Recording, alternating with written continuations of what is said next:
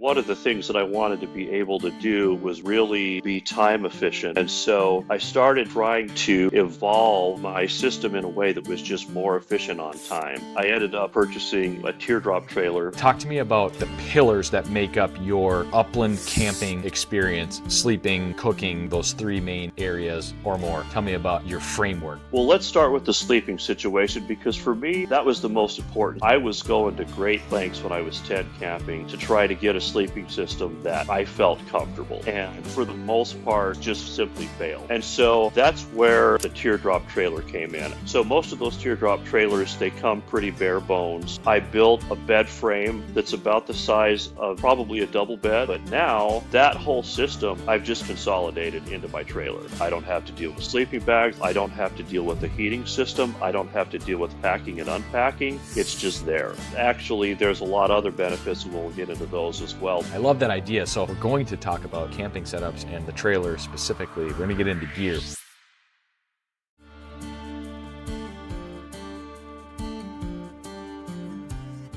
Hey everyone, Nick Larson here, host of the Birdshot Podcast, the show where we go beyond the flush to explore the full upland hunting experience with guests from all across the uplands, from shotguns to bird dogs to habitat and conservation, and the traditions that connect all of us to a life afield. The Birdshot Podcast is presented by Onyx Hunt and supported by folks just like you via our Patreon community. If you want to stay up to date and not miss any of our upcoming episodes, be sure to subscribe and follow the show in your podcast player or YouTube, wherever you're listening or watching today. Go ahead and tap that button. Thank you for doing so. And with that said, let's get into today's conversation on the Birdshot Podcast. Welcome to the Birdshot Podcast. Thank you so much for joining me today. Hey, you're very welcome. Do I get that cool intro music that you play every time? Oh yeah, we'll play that over. You're a fan of the intro music? It's the best of all the podcasts. It's the best, just so you know. I appreciate that. You know, it's funny, over the last, I've been doing this for going on 8 years now. I have had different intro musics for that time. Since it's been the Birdshot Podcast, it's been the one that you're referring to. And I remember when I found that, I was like, this is it. Like this was the one I was looking for through a music library, and I've received a lot of good feedback on it over the years. So we'll keep playing it for you, buddy. You're all right. Well, why don't you lead us off? Actually, I take that back. I'm going to lead us off, and then we'll get into the fun stuff today. But I want to set the stage a little bit for this interview, and this is the opening paragraph to an article that you wrote that is kind of the premise for Cliff and I's conversation today. So I'm reading here. I think the upland experience I enjoy most is emerging from my trailer in the pre-dawn twilight, taking in the beauty of my favorite time of day, knowing within an hour or so I will be grabbing my gun, calling my dogs, and walking into bird country. No hassling with kennels or keys, just the crunch of gravel under my boots and the high-spirited excitement of my dogs doing what they love most. Those are your words, Cliff? They are. Tell me about them. Well, there's so many ways that we experience the uplands, and it just, for me, being there and not having to go back and forth from a hotel or an Airbnb or, what have you, just really enhances the experience. Because I find that, when I go back to a motel, and super comfortable, super convenient, and we'll get into that later. So, I'm not trying to poo-poo that in any way, but it's just that for me, just being out there full time is just a really special experience. And like I was saying, if I go to the motel, I'm going to turn on the TV, I'm going to watch a football game or what have you. And that's great. I could do that at home though. If I'm in the field with my dogs in that beautiful setting full time, it just makes for such a better experience for me. So, and it's really nice. The places that I'm camping are really remote, so they're almost always central or eastern Oregon. I live in Oregon, and very remote places. So they're places where I can open my trailer door, my dogs can jump out and run around and be, free most of the time. I have tie down stakes that I use when I need them, um, but they could just have that freedom as well that, and it's such a nice thing for them. And it's just so, um, makes it more relaxing to me that know that I don't have to manage my dogs quite as intensely as I would if I was in another setting. So that's another Yep. thing that I really like about it. Yeah, that's one of those concerns with traveling and being in unfamiliar places or familiar places, the dog management. But yeah, we're talking camping in the uplands today, and that was kind of our little teaser. But I love it. Cliff shared an article that he wrote with me, and we haven't fleshed out all the details, but more than likely listeners will be able to read that article somewhere, whether it's on the podcast website or a link or something. We'll figure that out. But I read that, and I, like, to your point, what I read is this is your upland experience, the way that you've sort of iterated and refined it and are finding enjoyment in sort of spending more time on location in these places, which we talked about a little bit before. You referenced a couple of episodes I did with Jimmy Lewis. It was sort of this overlanding, upland hunting crossover theme, as that's two areas that Jimmy is really interested in. And we were talking about camping and gear, and again, that's kind of the premise for this conversation as well. What else should we know about Cliff? You're Oregon-based, chucker hunter, obviously bird hunter. Give us a little bit more intro on yourself, Cliff, a little background. Yeah, well, and to kind of weave that into the context of the story. So I'm a teacher. I teach 8th grade science. And yes, it's hard every day. Every time I say 8th grade science, people just go, ooh, that must be hard. It's like, yeah, it is. But I've learned to love it. And I've been doing that now for over 20 years. And the thing that, my job gives me a lot of discretionary time that a lot of other folks don't have, but I'm still, essentially working 5 days a week most of the time. And one of the things that I wanted to be able to do was really be time efficient. I don't want to come home from work, mentally exhausted as I am, and then spend, my evenings crawling around in the back of my truck and in and out of my garage getting stuff organized for my weekend trip. And that's what I found myself doing is when I first started this journey was I was a tent camper, which is still a wonderful way to camp. It just, for me, it wasn't as time efficient. So I was a tent camper, which required a lot of gear. The tent, everything that goes into the tent to make you comfortable there, especially your sleeping system, and just all of the other components. I would spend, 2 or 3 evenings just getting everything organized so that I could be ready to roll out of there Friday afternoon. And then when I got on site, usually about a 2.5 hour drive at the least. I live in Western Oregon, and there isn't any chucker hunting in Western Oregon. There's some great mountain quail and ruffed grouse, and to a limited extent, some blue grouse hunting, and I do a lot of that too. But if I want to go to the chucker hills and chase chuckers and huns, that's at the least it's going to be a 2.5 hour drive, and sometimes it can be 3.5 or 4 hours. So, long drive to get there, pull in the dark. Who knows what the weather might be? If I've got to take, a lot of time, sometimes up to 2 hours to set up a tent in the rain or in, less than ideal weather conditions. And even if it's not, it's just such a time consuming process. And so I started trying to evolve my system in a way that was just more efficient on time. And that moved to truck camping for a little bit. And that, for some people, that works out great. For me, it just wasn't the right thing for me. And so the next step for me to try to make this whole process more time efficient and enjoyable and comfortable was I ended up purchasing a square drop, or a teardrop as they're usually referred to, a teardrop trailer that would just really optimize my my time a lot better.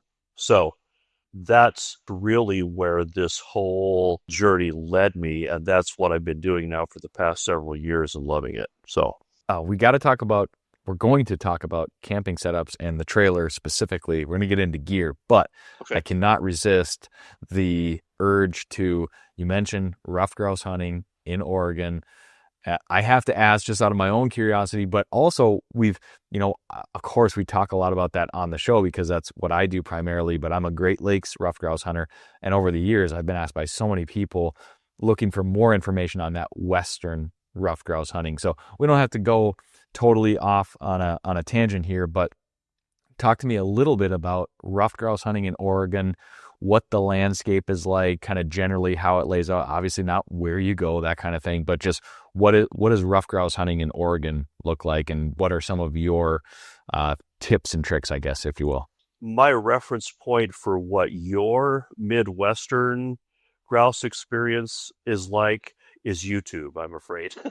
So I have to say that just, and I also had to say that Midwestern experience, that's where ruffed grouse hunting has been. That's the epicenter. That's where all of the tradition comes from. And that just looks like an absolutely incredible experience being in those hardwood forests. And I'm going to do that someday, even with all the ticks and the wolves. I'm going to do that someday. You might have some New Englanders screaming at you if we don't at least tip our caps to them in some of the tradition aspects. But yes, Great Lakes. Yeah, and I guess that's where the tradition really came from, right? With the old homesteads and the rock walls and those paintings. I mean, the romanticism just blows my mind. Like I said, someday. So anyway, you come out west, that romanticism is pretty much lost. So, out here we're hunting conifer forests. So where I live, it's almost exclusively Douglas fir, just because that is the tree that is most desired for lumber out in this part of the world for logging. And so it's mostly Doug fir. There's a mix of hemlock, some cedar, not much. The hardwoods are really limited. We just don't have that many hardwoods. There's the alders and the maples, but mostly for me, it's hunting conifers, which is really tough because the leaves don't come down. Out in the Midwest and on the East Coast, the leaves come down on those hardwoods and you can actually see a little bit better. We never experienced that here. So we're hunting conifers most of the time. And so my experience is that and I know this may not be too different from the Midwest experience, but if I have 10 flushes in a day, and that's unheard of, I never see that many birds. That's another side of this. But if I had 10 flushes in a day, I may actually see the bird maybe 2, maybe 3 times if I'm lucky. So it's just the cover is really, really heavy. And the number of birds, and I don't know, maybe other places in the Pacific Northwest are different, but the number of birds here is very, very different. If I have 2 or 3 flushes in a day, that's been a good day. Yeah. So, and where I'm hunting, I'm mostly hunting logging roads. The cover is so thick and impenetrable that it's mostly logging roads. I get off those logging roads as much as I can when the conditions will allow, but it looks very different from the experience that you have. I would imagine. Yeah. It's the same species, but it's just very, very different. Yeah. Yeah. So you're using those logging roads for access, and obviously the birds are as well, edges, openings, that sort of thing. Was this be like a gated logging road where you can go, or if you're doing, okay, so you don't have to worry about somebody necessarily driving by, that kind of thing? That's a really big deal. And so I'm fortunate that where I live, I can be 10, 15 minutes from my house. I can be on the ground. And Oh, that's cool. yeah, it's really nice. It's really special. There is a one particular company here in the area, timber company, and they allow non-motorized access. So you're walking in behind a locked gate. And those are the places that I'm looking for, like you mentioned. I mean, for the safety of your dogs and just for your own sanity, that's pretty essential. And then there's a fair amount of federal and a little bit of state land, and a lot of times that'll be gated as well. So There's plenty of non-motorized stuff, but there's a lot of just sort of open trails, that kind of thing. I wish we had more. I mean, I guess selfishly, I wish we had more yeah, non-motorized locked gates, that sort of thing. It's not that I'm ever really struggling to find a place where I can go feel like I can go run my dog safely. But non-motorized is always nice. it is. And yeah, it's just nice to have that assurance that somebody's not going to come screaming around a corner in a, in a 4x4 or side by side or what have you, Yeah. and Yep. take out your dog. So, and the thing is that this particular company, you can cycle, you can ride your bikes, you can, I see people on horses back there. So Yeah. you can access it in different ways. You just can't do it in your vehicle. And for where I live, 98% of the people aren't willing to get out of their vehicle. Yeah.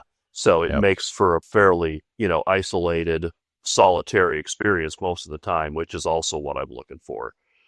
Yeah. And is a big piece of why I've, migrated towards the camping system that I use when I'm in Eastern Oregon, is to get that solitude. So, okay, one more thing before we leave the ruffed grouse. High level, what are some of the attributes you're looking for, be it cover, topographical, drainages, openings, edges, sort of, for meadows and openings in the forest? What are some of the things that you're looking for to find those forest grouse?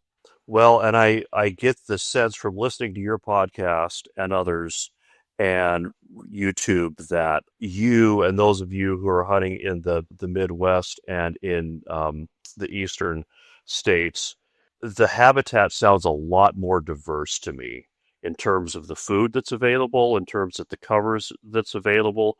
Sounds a lot more diverse. I'll be honest with you, for me, our season usually opens to September 1st. The main thing I'm looking for, and really the only thing I'm looking for, is salal. It's a plant that grows out here. It's a low growing plant, kind of thicker, waxy leaves, and it gets a small blueberry size berry on it. And that's Do you know how to spell that? SALAL. I think that's actually the scientific name, at least half of the scientific name. Oh, yeah, there's all berries coming up. Okay. Yeah. And that's where I hunt. If you can find salal, and usually adjacent to that, if you can find conifers somewhere between, probably 10 to 30 years old. So they're roughly, I don't know, anywhere from 6 to maybe 8, 10 inches in diameter. If you can find salal and that age of timber, that's where I found grouse. Um, Once the salal berries are gone, which usually happens later in October and into November, my timing might not be perfect on that, but approximately then it gets really challenging. They're very dispersed after that, and there's not that many birds to start with. And so it gets really tough. After that, I'm actually looking for probably what you would consider more classic cover for you, more like young hardwoods that I could get into that are a little bit more open with a creek bottom. There's not many of those in this area that are actually open that you can actually get in there and see anything. Once I get into November and later season, that's what I'm looking for. And then, I'm still just completely depending, especially that late season, completely depending on my dog to get off the road and get out there and find birds, because as that salal is usually concentrated along the road margins because that's where the most Okay. light is. Yeah. And then once you get out of that, unless you have patches that are open, you run out of salal, and then you don't have that concentrating cover quite as much. And so at that point, really dependent on my dogs, they do a lot of tracking later in the season because the birds they're not in that salal, which is a really heavy cover where I think they feel very secure. But in They'll hold a later little bit season, better. Yeah. you don't have that dense, tight. And so my dogs do a lot of tracking in the late season. And to be honest, a lot of wild flushes that I never see. So Yeah. Sounds like rough grouse hunting to me, Cliff. yeah, it looks very different from what you and your listeners that live out east are used to. And the cool thing about is I also mixing in mountain quail hunting at the same time. They're in a different habitat type, but in the commercial forest that I'm in, you're transitioning from clear cuts to mature timber on a regular basis. And the clear cuts are generally speaking where the mountain quail are found. So I'm doing, I'm doing hunting for both species at the same time, kind of the mixed bag thing. And so that makes it a lot more interesting because if it was just grouse, the numbers are just so low that we just don't see that many birds. But the mountain quail numbers are generally pretty good. Um, and so that's another piece to this that definitely makes it very interesting. So we've got our rough grouse and woodcock hunt. You've got rough grouse and mountain quail. Yeah, yeah. Yeah. Man, Yeah. those mountain quail, they sound like a blast. Yeah, I mentioned to you I did that Upchucker podcast with Yeah. Travis, and that was specifically on mountain quail. And again, it's hard to summarize it in a few words, and I don't want to take up too much time, but it's a very different upland experience just because they are in such heavy cover, and it's usually adjacent to clear cuts. And in your part of the world, clear cuts may be things that you can move through easily. That's not the case here. Clear cuts where I live are full of slash, Yeah. the branches that are left over from when the main stems are pulled out. So there's a lot of slash, and then there's just a lot of really nasty Himalayan blackberry, stuff like that, and other native species that make it really difficult to move through those clear cuts. And to be honest with you, for a dog, it can just be dangerous. Um, and so, especially a big running dog that's just covering a lot of ground.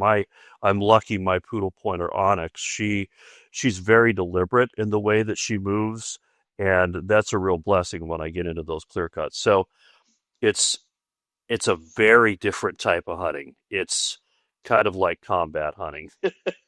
It's not that classic upland experience that we all live for, but they're beautiful birds. They're available, and They're kind of bigger birds, aren't they? my understanding is that they are the largest species of North American quail. I think there's maybe a Central American bird in Mexico that's a little bit bigger, but I believe it is the biggest North American quail. Yeah. So, in fact, a lot of people, that I'll run into say, "Oh, we just flushed a big bunch of grouse," and I never say, "Well, those weren't grouse; they were mountain quail." But sometimes you have to look twice because they are quite a bit bigger than a bob white or a valley quail. Yeah. Yeah. So, dumb question, I guess. They're covey birds. Is it like a covey rise flush when they flush? Is it It similar can in that be. regard? It can be. It's not always that way because Okay. a lot of times when we find them, they'll be either on or on the road margins. And so if you can get on them while they're still in the cover and they can't see you, it's more of a covey rise.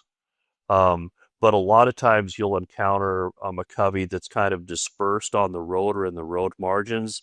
And then when they hear you coming or they hear the dog coming, they'll kind of start to scatter.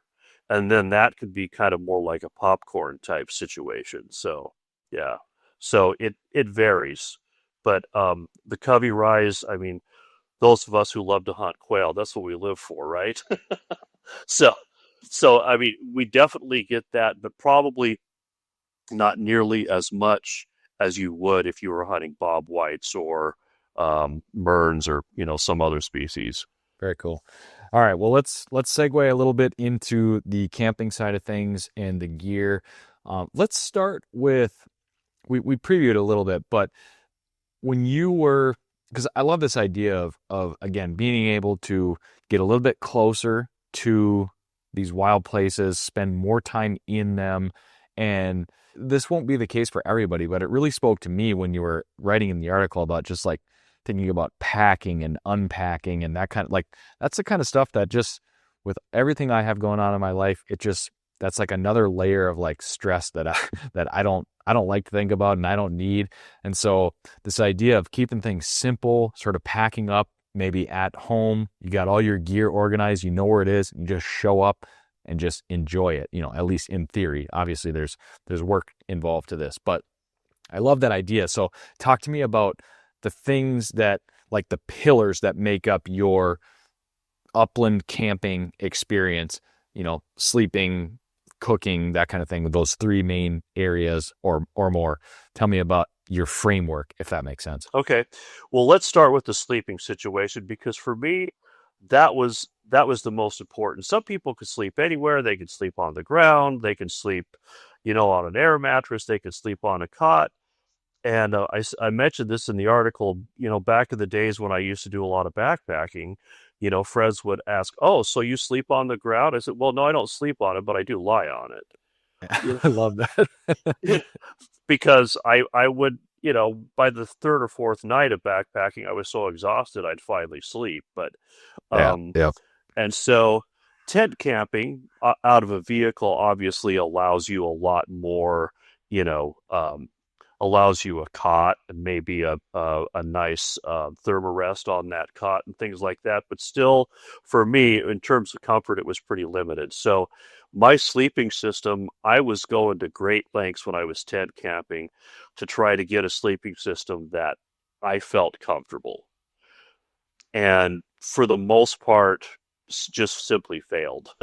So, Yeah. What I did you had try and what didn't work? so I had a really nice cot that took probably, I don't know, close to 10 minutes to put together, and it didn't fit together very well. I honestly had a rubber mallet in the case to help me get this silly cot together. So that was time consuming and frustrating and bruised knuckles, and then I'd throw a thermarest on there, which is great product in so many different settings, and then I'd throw my sleeping bag on there. And that was fine. That was relatively comfortable, but for me, that just wasn't the level of comfort that I was looking for, but it was as close as I could get. There would be generally some heating source. I used for a long time a two-burner catalytic heater that could come in it was a canvas wall tent that could come in the tent, and that worked great for heat. But again, it was just all these different bits and pieces and parts that when I was home would take me a long time to get into the truck.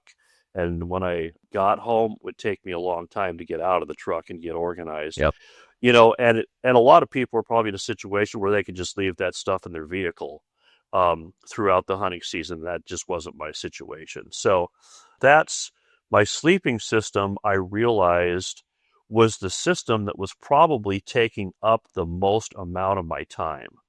Yeah. Because I had to put a tent up, and then I had to go through um, all of the other stuff that I had to do to be comfortable in my tent. And so I realized the sleeping system was taking up the vast majority of my time. And so that's when the trailer came in.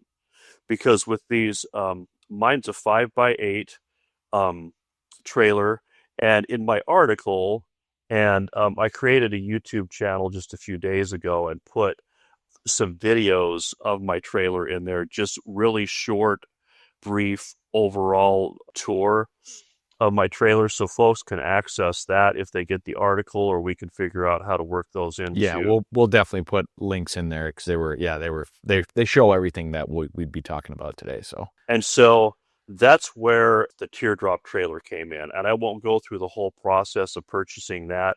The article goes into that in some detail, and I think that if somebody is going to go that direction, I think the article will be helpful in that way, because there's some subtleties and some things involved in customizing and purchasing that'll be helpful to know. But anyway, I would imagine there's tons of videos and stuff on those kinds of campers out, right? Unbelievable amount. Yeah.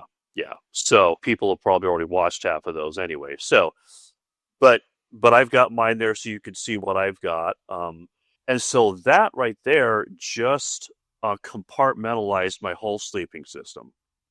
So most of those Teardrop trailers, they come pretty bare bones. I built a bed frame that's about the size of probably a double bed, a really nice trifold 6-inch foam mattress, put a mattress topper on top of that, and then an electric blanket for heat. Get to that a little bit later. Yeah. And all of a sudden, I mean, basically, a lot of people say, you're just towing a queen-size bed around. And I said, yes, that's exactly what I'm doing. And that was the whole idea.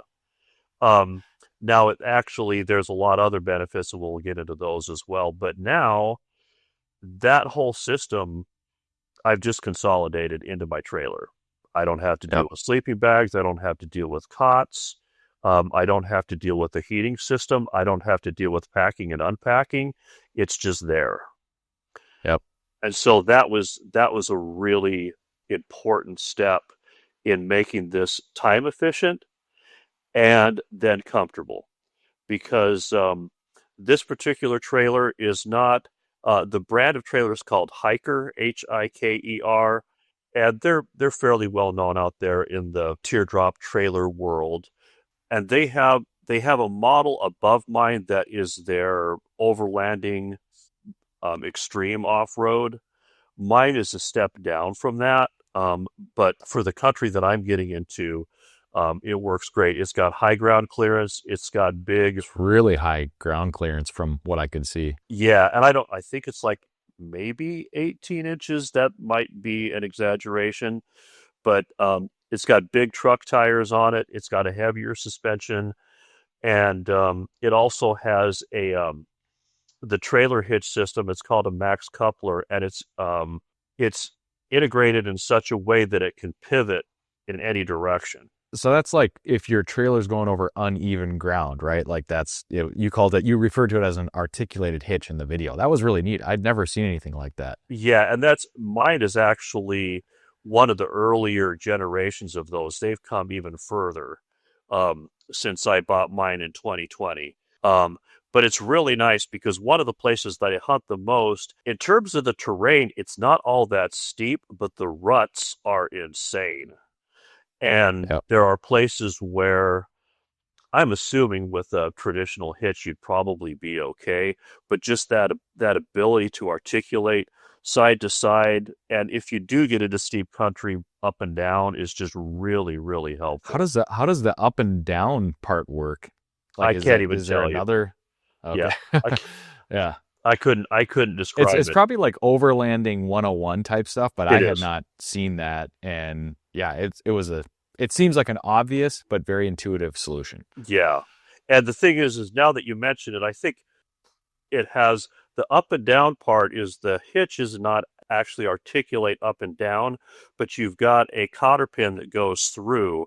And so that allows the joint from where the vehicle joins the hitch to pivot like that. Yeah, that makes sense now. Okay. Yeah. Yep. So that's how that works. And the overlanders out there are just screaming at their device right now because they want to explain this in much better detail than I ever could. We'll have to get Jimmy back on. He can tell us about that. He could. So anyway, that was a huge step for me. The other thing that did is one of the options that I got with that is I got a toolbox that went on the front, went on the tongue. And it's a big toolbox. I can get a lot of stuff in there. So there's a place where I can store gear. It can be locked when it needs to be locked. And there's a 12-volt battery in there. I'd never had electricity in my camping life ever, other than a flashlight. And all of a sudden, now I've got a place with this 12-volt battery. I've got lights on my trailer, more lights that I know what to do with.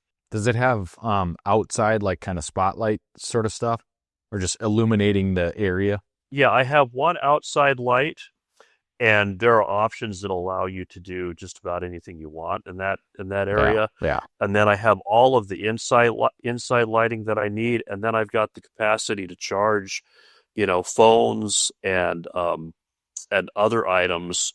There's USB and a 12-volt port built into the inside of the trailer. Yeah, everything. So does that get recharged by your truck then? It does. Yeah. Okay.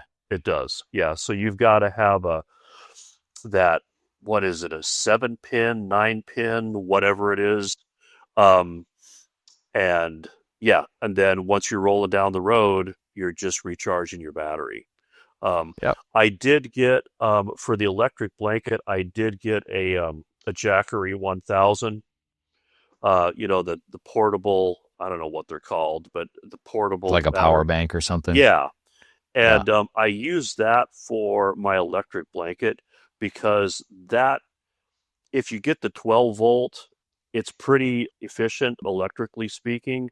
But I got that just because I wanted to have that to run my electric blanket. And if I'm at 100% and I leave it on all night, I'll usually be down to about, 80, 82% by the morning.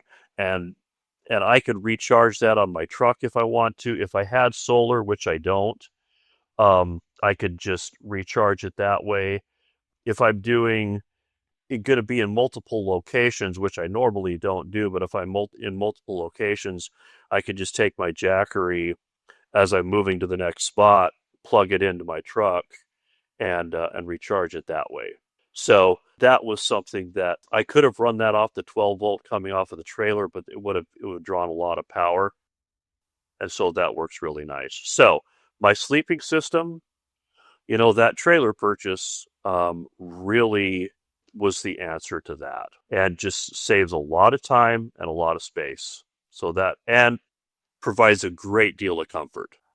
Yeah. Yeah. I love that. It's obviously, a little trailer like that it's a lot more expensive than a tent, but I really appreciate your goal there was, again, time efficiency. You really increase your mobility, right? Because the minute you start talking about tent camping, that sort of thing, like that works good if you have a base camp and you can kind of strike out, and you could do that reasonably, but your mobility is a lot higher, subtracting the camp breakdown and setup time and that sort of stuff.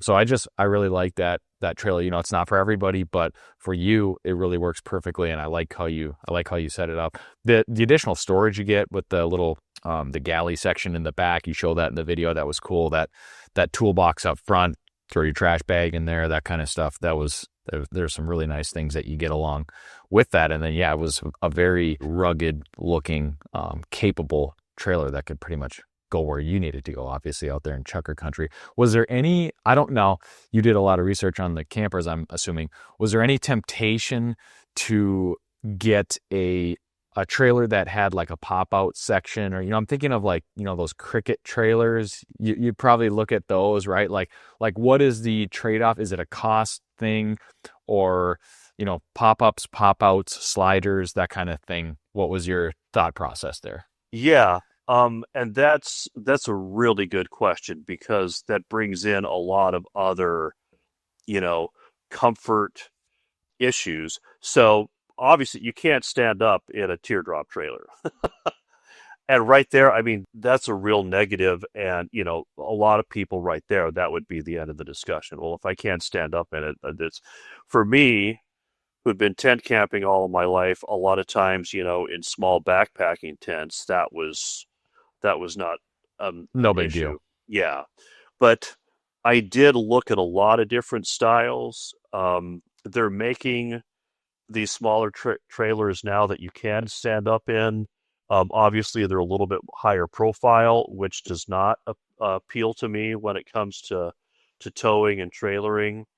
The pop-up thing I looked at for a long time, but the thing that I kept coming back to that for me, um, and even though Central and Eastern Oregon is a desert, you still get rain out there. And when I'm using it in other parts of Oregon where I'm dealing with rain on a pretty regular basis, when I was a kid, we had one of those pop-up canvas trailers.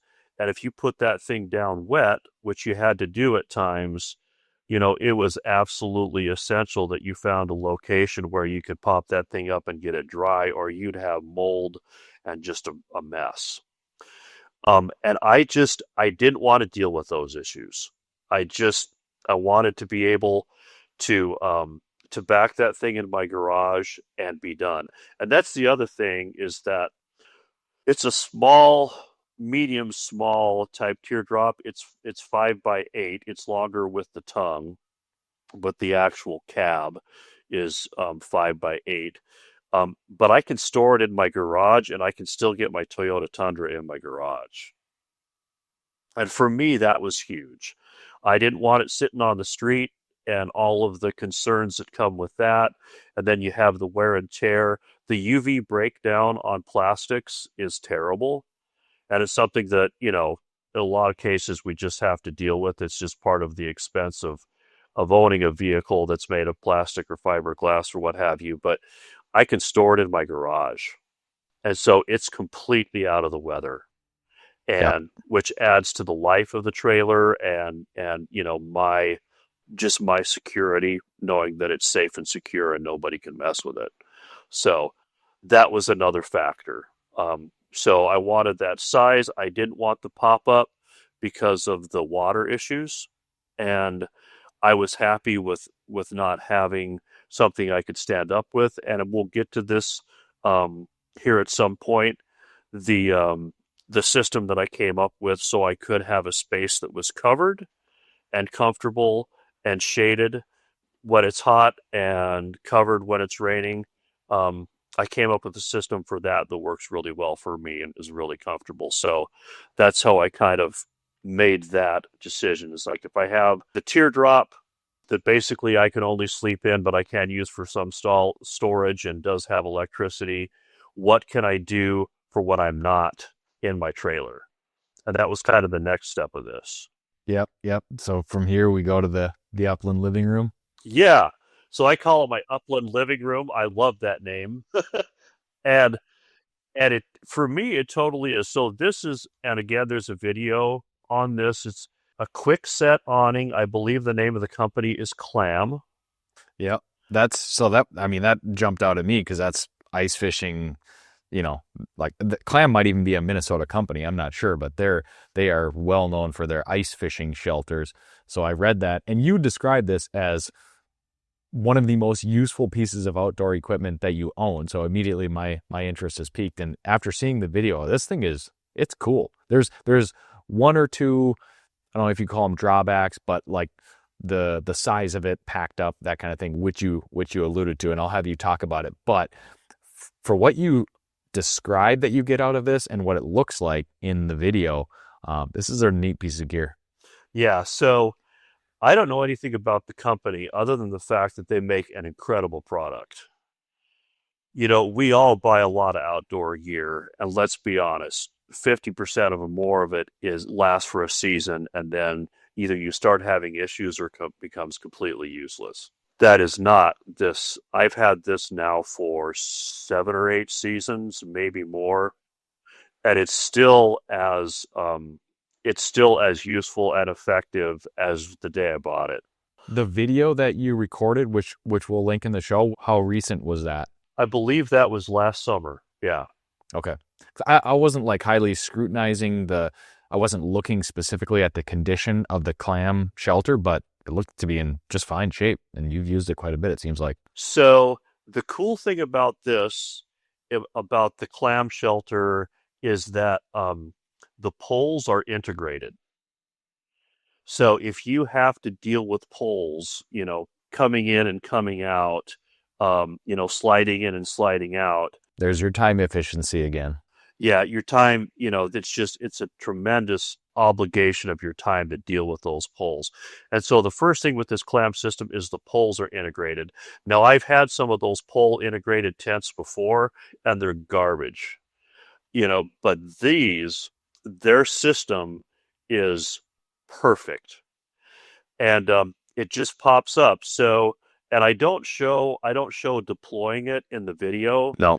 But go to their website or search it up on YouTube, and you'll be able to see how they do that. But you basically lay it out. The sides pop out, literally pop, and then you walk under and you just press up on the centerpiece of the roof, and it's deployed.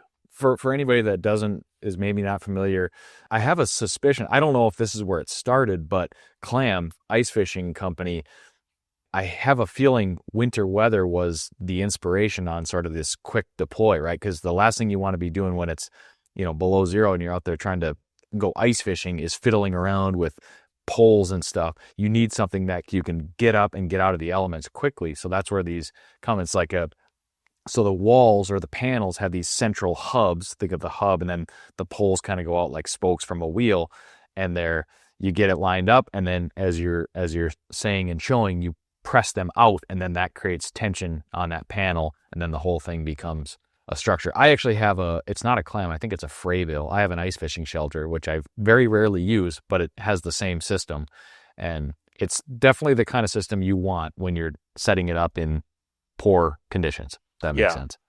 And the thing is that once it's deployed, in most settings, you're going to have to stake it down. Particularly where I am in central or eastern Oregon, wind is a constant. When you're out there in the Great Basin, wind is a constant.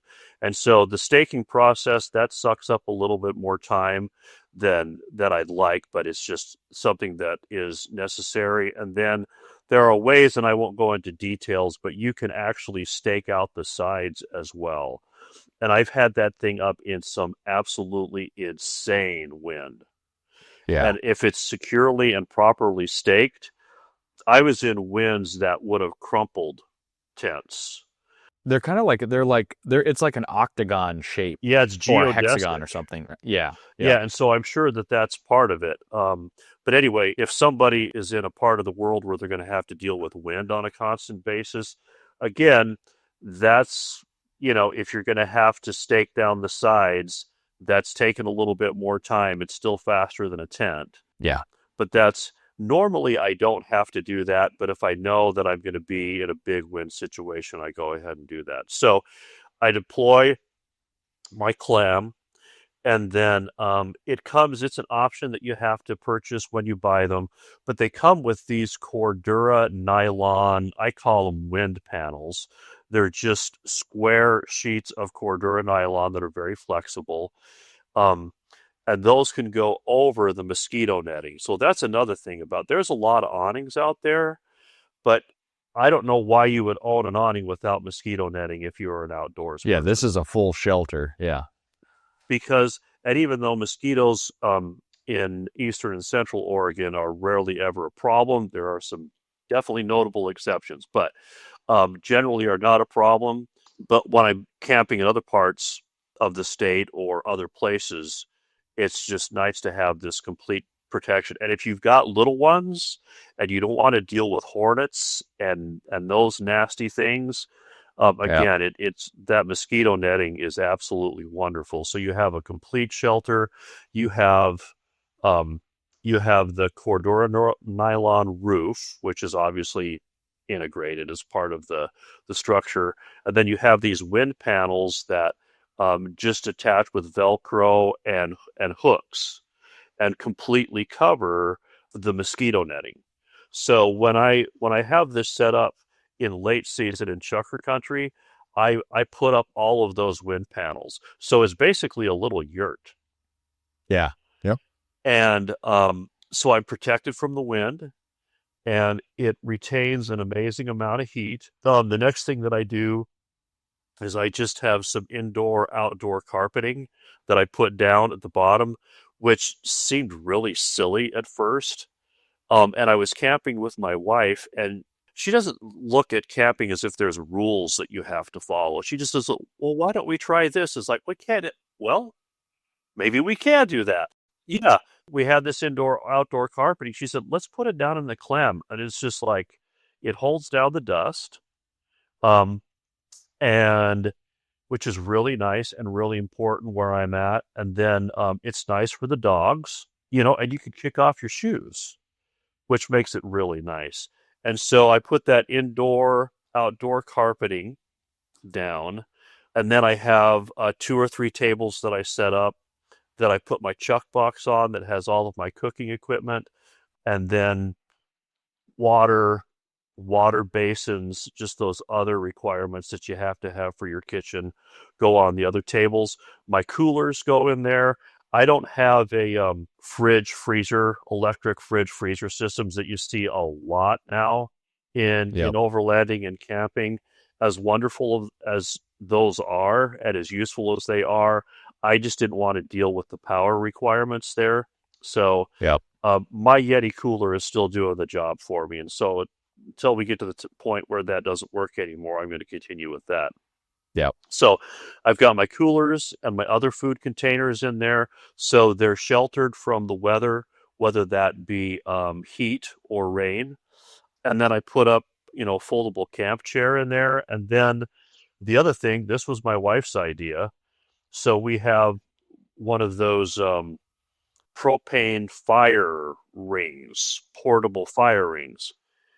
And that we got for camping, because a lot of times when we're camping here in the summer, there are fire bans due to wildfire danger. And that's something that probably everybody in the United States is accustomed to now. And I put that inside the Clam, which sounds a little bit dodgy, but it's big enough and the flame is well enough contained that it really isn't a fire or a risk. And it's insane how warm it gets in that thing. That really caught my attention. It could be 20 or 30 degrees, an honest 20 or 30 degrees in that range outside, and I can be in that Clam with my fire ring going and just be in a light pullover. And this is a screen tent, which you've got those Cordura panels, but it's not like, again, I have a similar shelter for ice fishing. Those have quilted insulation, that kind of thing. This is just a screen tent with wind stopping panels on it, and it's retaining enough heat to be in there comfortably. Yeah, and the door is mosquito netting with the zipper down the middle. And the door is generally, I just leave them open. So it's not completely enclosed. So you've got, whenever you're using propane, you got to be careful with the ventilation. Yeah. So it's not completely enclosed, but it's enclosed enough, and there's enough heat retention from that roof. There's enough heat retention that it's just incredibly comfortable, even in really, really cold weather. Yeah. So that was the other piece of this, and that, in terms of time efficiency, the Clam is very time efficient. Some of the other things you have to do at times to make it useful, in high wind or what have you, that is a little bit more time consuming. But in terms of the comfort level, it's just amazing. I could just, in the evenings, I'll just be in there on those cold nights in November, with my kicking my shoes up. My shoes are off. I'm sitting in my camp chair. I got my feet up on my Yeti cooler, and I'm reading a book, and my dog's curled up next to me, and we're incredibly comfortable. So, and then, the trailer itself is also comfortable, but you can't stand up in it. But that when you're ready to lie down and seal up for the night, you've got that there for you. Yeah. Yep. There you go. Yeah. Do the dogs sleep in the camper with you usually, or do they go back in the truck? It depends on the situation. But they have slept in the truck in their kennels, and they have slept in the trailer. It just depends on the situation. But one of the things that I really like is hydration is a big issue when you're out there in the desert.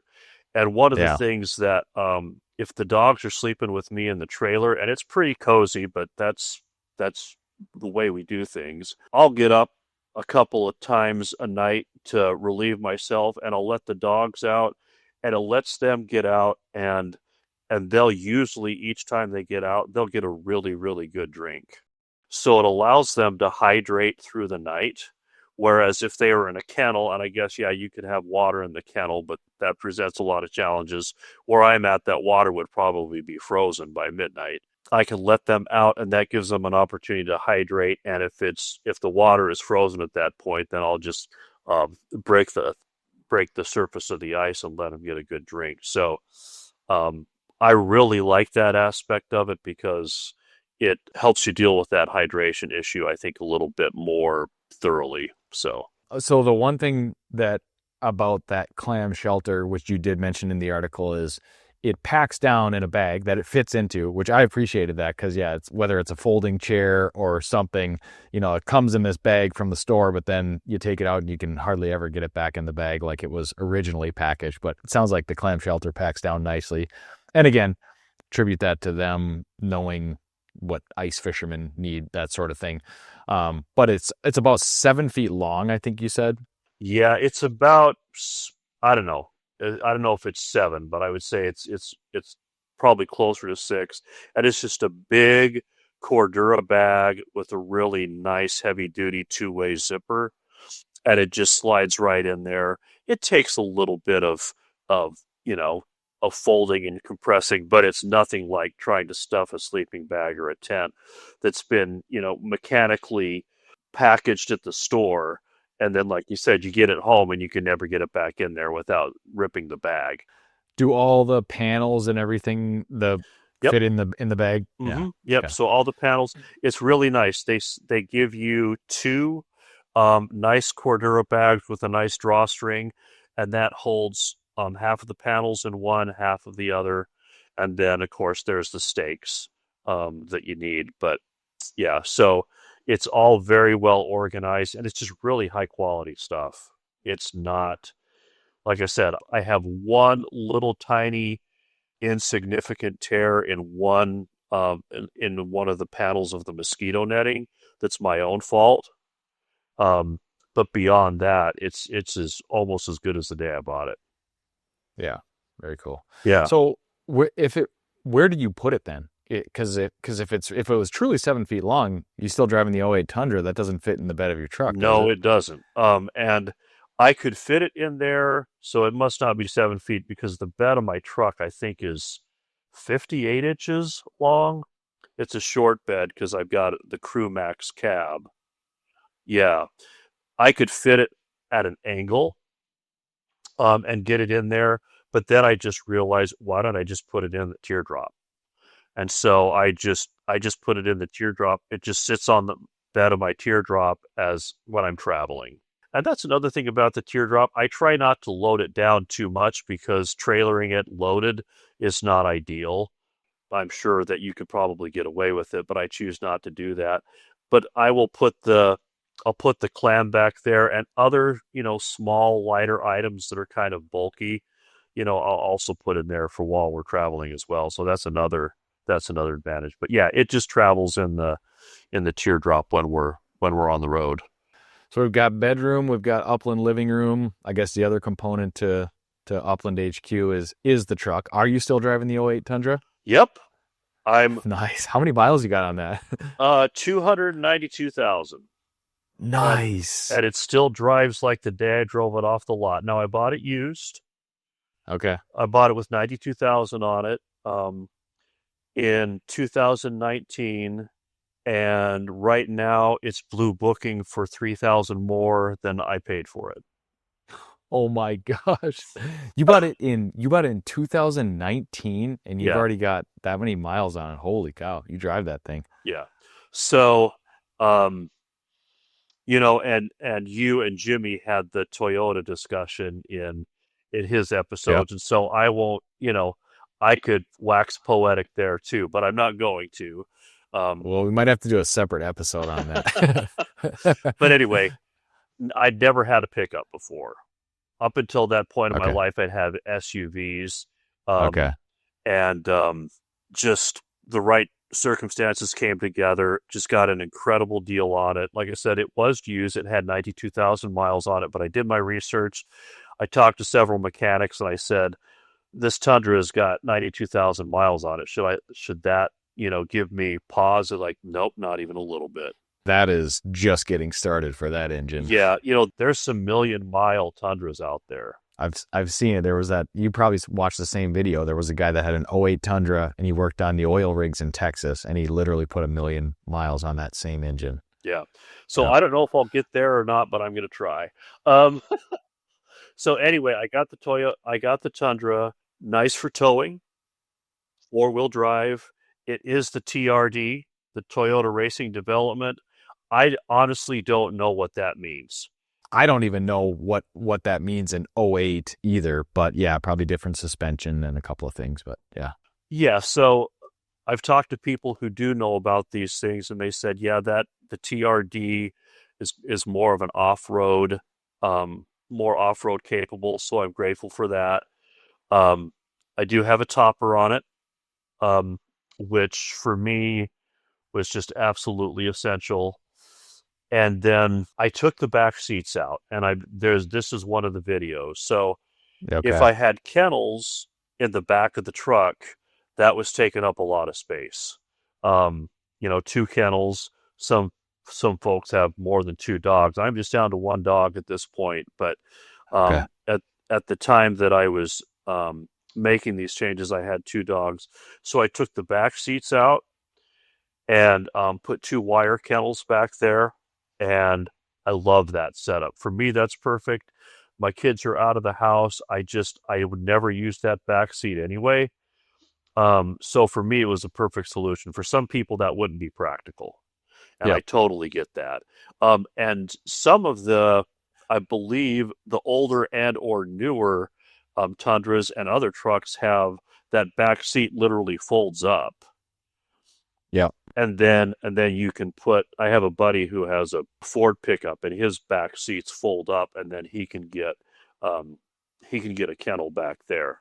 So my Tundra seats on my '08, I think they folded down. So that was not too helpful. But anyway, so I took the seats out. I put those wire kennels back there. I love that. Again, super time efficient and easy. I don't have to move kennels ever. And so that's really nice. And then in the bed, and there's a video on this, and I won't go into a whole lot of detail, but I built some truck boxes that give me a platform. Initially, I'd planned to sleep on that platform and do some truck camping.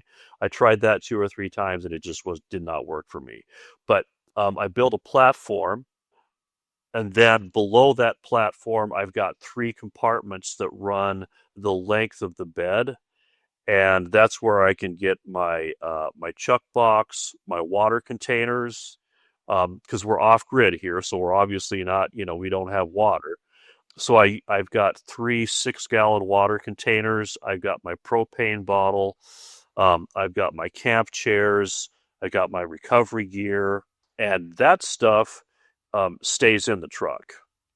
And then on the platform, that's where all of the other, necessities that I might need, that's where those go.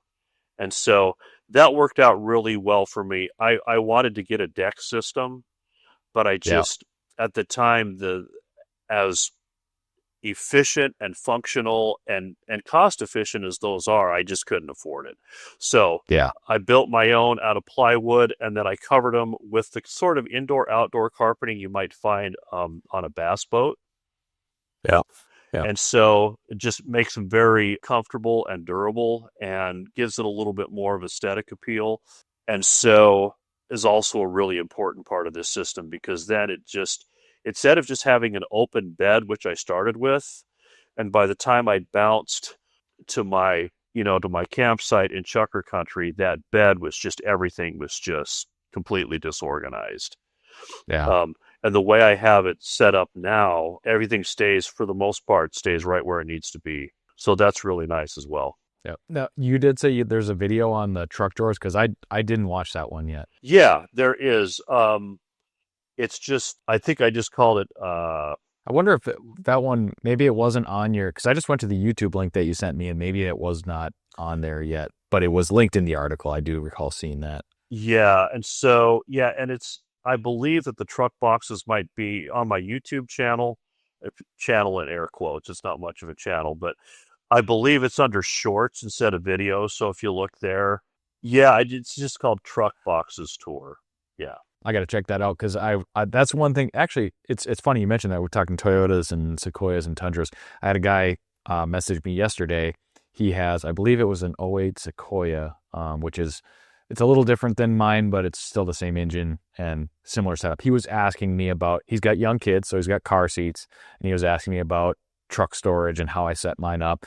And I wasn't much help to him because I just have the 2 dogs for now. If fingers crossed, if Hartley's still with me next year, which hopefully he is, we'll have another dog, so I'll have 3, and then I got to get creative. But I've got this whole side conversation about potentially getting a truck and that kind of thing. But I've only had 2 dogs, and I usually don't have the car seats in my hunting vehicle, so I don't have.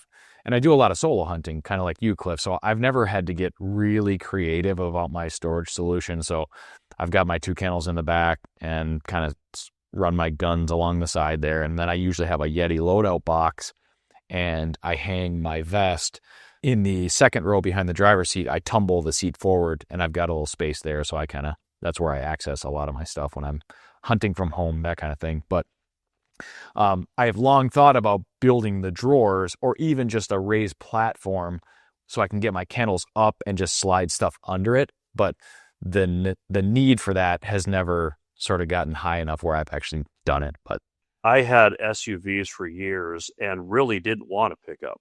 Yeah. But I got to the point where I just needed that cargo capacity, and I didn't have a young family that I had to transport in my truck. And that's a huge consideration for a lot of folks, and rightly so. So when I made the move to the truck, it felt a little bit awkward and unfamiliar to me at first, just everything about the pickup. But in the end, it turned out to be the right choice. That's good. I'm glad to hear that because I have a little bit of that resistance as well, but I think it's kind of where I've got to go. Yeah, and I think you'll be happy with that, and I can understand that resistance, but I don't think I would go back now. So yeah. Okay, that's good. That's good to hear. Yeah. Selfishly, I will say, if anybody's, again, we could do a whole side episode about the 4.7 or 5.7 liter V8 in the Sequoias and Tundras and the ones I've been looking at the newer Tundras, which I know have this new drivetrain, and I know there's a lot of sort of skepticism about it. Certainly, we don't have the reliability proof yet, other than that it's a Toyota. But if anybody has one of the newer Tundras, I would be very eager to hear your experience with it so far. How you're liking it, how you're not liking it, that kind of thing. Drop them in the comments on the episode. This could be on YouTube, or shoot me an email. I would love to hear about that. But I've got like 280 on my '07 Sequoia, so I'm not as far along as Cliff, but I've been very happy with that on my end. Yeah, I mean, I hear you on the Tundra thing. Mine's the 5.7 liter V8. Terrible gas mileage, and that was the other side of this. That took it took me a long time to get comfortable with that, because the SUV I was driving wasn't anything special, but I was getting 20-ish miles to the gallon, and the instantaneous mileage on my Tundra, I'll get into the 20s, but my average fuel efficiency is right around 16, and drives me nuts. I've found ways to work around that as well in terms of my driving habits at home and other things like that as well. So it takes a lot of gas to add up to the amount of money that you would have saved to buying an '08 Tundra in 2019. I mean, that's true. Yeah. Yeah. I'm hearing a lot of reports about recalls and things on this newer V6 Tundra, and I don't pay a whole lot of attention to those. I'm sure there's a lot of listeners out there who could speak to that, but But yeah, so the gas mileage is definitely the downside for sure. The power is Yeah. amazing. I've never had power like that in a vehicle in my life. It's wonderful, especially for towing. Yeah, that's good. That's good to hear. Yeah, honestly, like the smart money would be probably to get like a 2021, 2020 Tundra. The last couple years they made the same one that you have. You know, you've got the reliability and everything, as much technology as you can get, get a pretty good deal on pretty good value, I should say, on those. But I'm just reluctant at this point to, I don't know. I get sort of sidetracked with some of the technology and some of the stuff in the trucks, and that one's pretty dated from a tech perspective. Not that you can't update it, but from a reliability and a value perspective, it's a darn good deal. The new ones, they're not inexpensive either, so that's another consideration. The car market's pretty crazy, but again, if anybody has experience, I'd love to hear about it. And I'm happy that you're loving your '08 Tundra. That's good to hear. Yep, does everything I needed to do. Very comfortable. Off-road, it's great. I had some questions about that, that crew cab off-road. To this point, hasn't created any issues. Really sure-footed. I've had it in some slick, snowy conditions, and extremely sure-footed in four-wheel drive. Good. So, yeah, it's a good rig.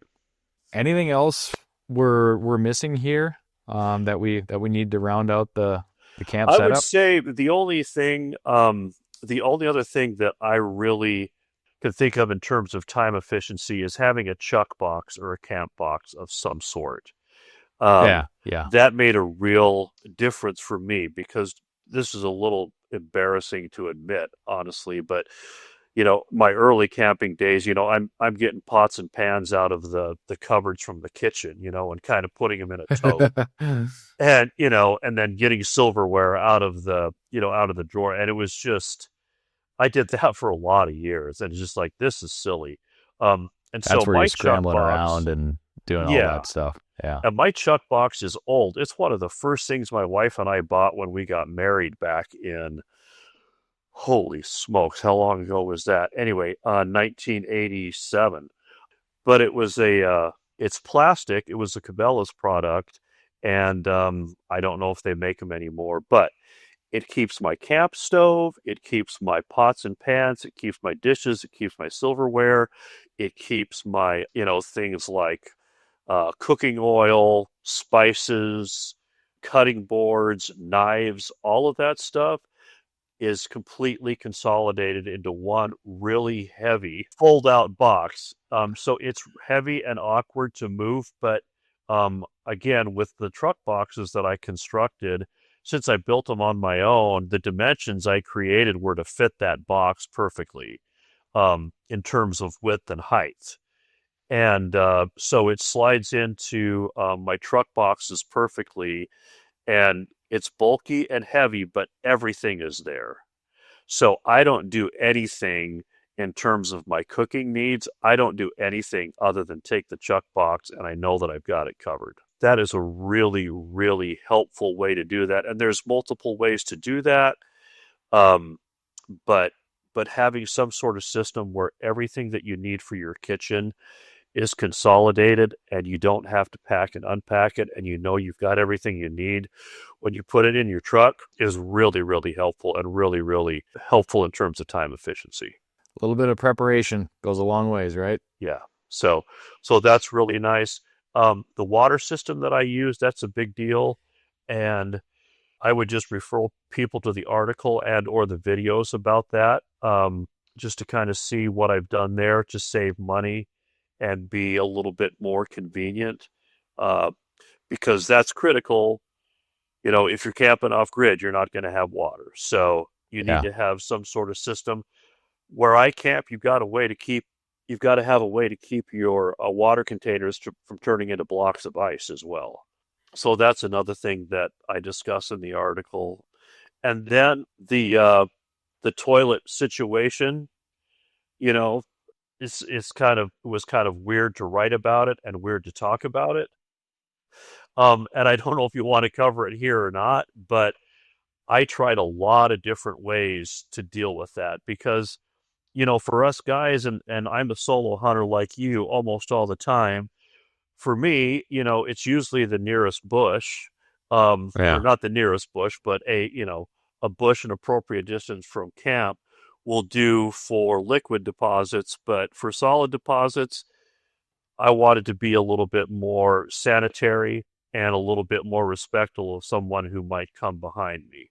So I don't know if you want to go into that or not. It's covered in the article, but it's an important consideration. It really is. We'll point folks to the article on that, kind of the solutions that you came up with. But yeah, that's one of those other sort of essential sort of core areas you got to figure out when you're camping. And, like you said, you got bird dogs running around camp. That we've all heard the stories of bird dogs getting into stuff that we don't want them to get into. Exactly. Awesome. Well, shoot, man, it's camping season. We're recording this in June, and it is also close enough to where I'm sure you are. I'm daydreaming. I'm thinking about September hunts and that kind of things. And so this was a really fun thing for me to think about. I really appreciate getting a little peek inside your thought process, how you went about this, how you kind of built this system around the way that you hunt and the things that you love to do. And I'm sure listeners will find it very interesting as well. Well, good. And thank you. And yeah, and there are listeners that they've got their system refined. They've been traveling cross country with their dogs and camping off grid for years. And to them, this may have limited value. But for somebody who's trying to, slowly integrate into that process of getting off grid and doing it maybe a little bit more cost efficiently, let's just say cheaper than maybe some folks do, this might be really helpful. So yeah, and to bring it, I got a couple other quick questions for you, but to bring it full circle, really the thing that I appreciated about it, and you reached out to me and we talked, that this idea that, you get to go be in this place, set up camp quickly and efficiently, just spend more time there, just being right where you want to be versus going back to a diner, motel, which can have, benefits to it as well. Social stuff, that kind of thing. But I appreciate your goals and how you set this thing up to sort of meet those goals. Yeah, well, and the other thing, and it's kind of funny how this connects, is that the fuel efficiency with the Tundra, I mean, it's terrible. And that was another thing that this allows me to do. A lot of places that I hunt, I'll park the truck and I won't move it for 3 or 4 days. And so and that's not how everybody prefers to hunt. That's not every situation will allow you to hunt that way. Right. But it just so works out that works out well for me and my style of hunting. And I just love being able to park my truck and put the keys in my trailer and know that I'm just not going to have to get in my rig again until it's time to go home. For me, that's part of the real enjoyment, and it just makes that experience more of a wild wilderness type experience. Even though it's not true wilderness, it's still, a wild place that I enjoy more if I'm not getting in and out of a vehicle multiple times a day and moving around and things like that. So, yeah. So yeah. Awesome. All right. Couple quick ones for you. Okay. Do you have a favorite shotgun? So I don't know if I say this with pride or embarrassment, but I've had a 1978 Remington Wingmaster 870 pump. It was the second shotgun I've bought and the only one I own at this time. That is nothing but pride there, Cliff. Okay. I love that. So that's the only, besides. Is it a 12 gauge? It's a 20 gauge. 20 gauge. Okay. 20 gauge Wingmaster. Awesome. It had a modified barrel. I took it into the gunsmith and had him bore it out to improved cylinder. And, it's the only gun really I've ever hunted with. I had a 12 gauge 870 Wingmaster before that, and it was just too heavy and bulky. And so I got rid of that after one season. The only shotgun I owned before that was the first shotgun I got as a hand-me-down from a buddy, which is a single shot 12 gauge Winchester. But I'll tell you what, if you want to learn how to shoot and you only got one shot, Make you think a little bit. yeah. So anyway, when it comes to guns, to me, a gun is a hammer. You know, I love the birds. I love my dog. I love being out there. The gun to me is very secondary. And eventually I'm going to upgrade and make some changes there. But for now, that's what I do. I love it. I love it. What is the last book you read? That's really hard to say because I read about 8 books at a time. Jeez. Um, I want to do that, but I try not to. yeah, well, when you don't have young kids around, it'll be a lot easier. I read a lot of stuff. Read a lot of history. I read a lot of religious stuff. In the upland world, and I can't remember the name of it. I'd have to grab my Kindle, but my Pheasants Forever magazine came, and there were 3 books in there, and I'm really sorry that I can't recall the name, but it was kind of an anthology type that these guys had put together.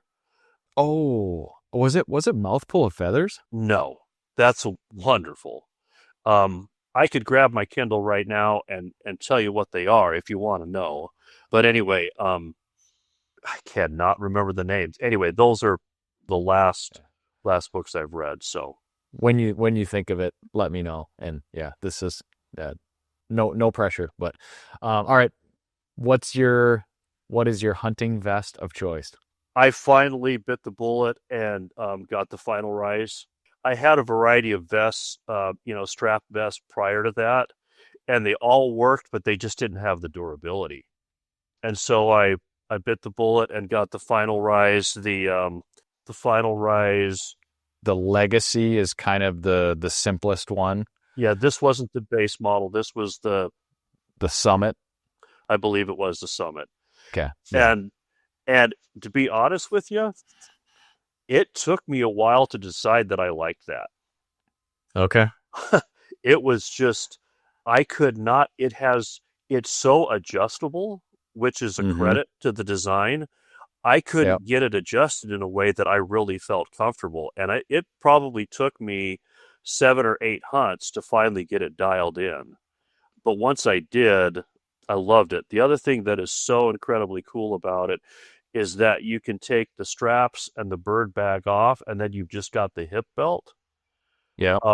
And right now I'm doing a lot of hiking with my dog, and just to have that hip belt with the 2 water containers on there for my dog, and then just the 2 front pockets is amazing. I wonder if you have the Sidekick then. Maybe because I think the Sidekick is the one that you can strip down to just the waist belt. I'm pretty sure it's the Summit, and you have to unvelcro this and unstrap this, but I definitely got down to the waist belt. That's wonderful. Yeah. Last one. Your coffee method in camp. We didn't talk about this. Are you a coffee drinker? And if I'm so, not. How do you make it in camp? Oh, I don't drink coffee. All right. so no tea, nothing? No. Okay. Yeah. So you just get up and get going on good vibes every day. And that's another thing. I mean, I have usually a bowl of instant oatmeal when I first get up, just to get some calories in me. And then, especially in early season when it's hot, I mean, you got to get out there early. Right. And so I'll have a bowl of instant oatmeal and then get out there as early as I legally can. And then I'll come back either later in the morning and cook up a proper breakfast, or if I'm out until lunch, then I'll just come back and cook up lunch. But yeah, no, I keep it pretty bare bones. Excellent. All right, buddy. Well, hey, I appreciate you coming on this episode of the Birdshot Podcast, and thank you for sharing some of your knowledge with us. I will do my job as always to link the things that we've talked about, the article, the videos, that kind of stuff. So folks should definitely check the show notes for that.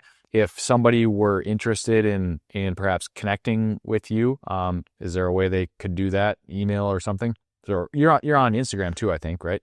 I am on Instagram. I'm pretty clueless when it comes to using it. which I know sounds pathetic, but I'm 60 years old. So yeah, so you can find me on Instagram. I believe it's Cliff Hawkins 2 on Instagram. And then if you, what we'll do is I'll just have you leave an email in the show notes, and then people can reach out to me that way. As I mentioned to you before, just so folks know, I've done a couple other podcasts where I've done this similar format, and one of the ways for us older guys who aren't as savvy with social media and technology is just, you can reach out to me via email, and then I'll just send you a free copy of the article with all of the videos linked. And that's the other thing. I do have a YouTube channel, air quotes. It's not much of a channel, but all of the videos that I have linked in the article are found there. And my channel is C49er. So it's the letter C, and then the numbers 49, and then ER. So people can access the videos that way as well. So perfect. I will link all that stuff in the show notes and hopefully make it pretty easy for folks to find. But once again, I appreciate you, Cliff. Thanks for joining us on this episode. This was a blast, and really enjoyed getting to know you. Hey everyone, it's your host Nick here. One more thing before you go. Thanks for joining us on this episode of the Birdshot Podcast presented by Onyx Hunt. Be sure to subscribe and follow the show so you don't miss our next episode. And if you really love the show and want to contribute above and beyond what you already do by listening, you can do so by joining our Patreon community. Click the link in the show notes to this episode. You can sign up for as little as $5 a month. And if you do, I will send you some of these Birdshot Podcast can coolers and stickers as a thank you for doing so. Thanks everyone. Catch you on the next episode of the Birdshot Podcast.